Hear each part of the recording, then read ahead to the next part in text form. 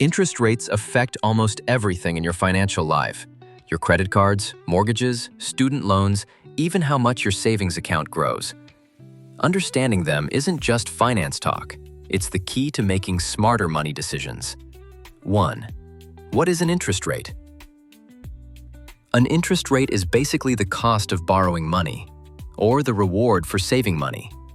If you borrow $1,000 with a 10% interest rate, you'll owe $1,100 after a year.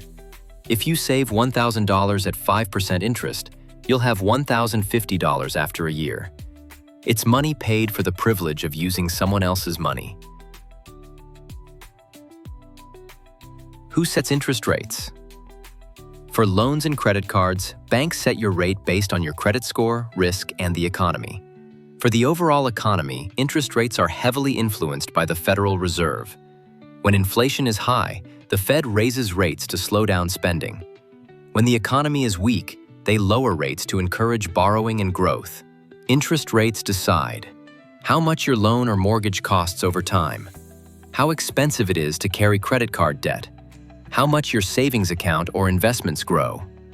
A small change, like from 5 to 6%, can mean paying tens of thousands more on a mortgage. Here's how to make interest rates work for you. Borrow less, save more when rates are high. Lock in fixed rates if you expect rates to rise. Take advantage of savings accounts/CDs when rates are up. Pay off high-interest debt first, like credit cards. Remember, interest rates are either costing you money or making you money. If this video helped you, subscribe for more money topics explained simply.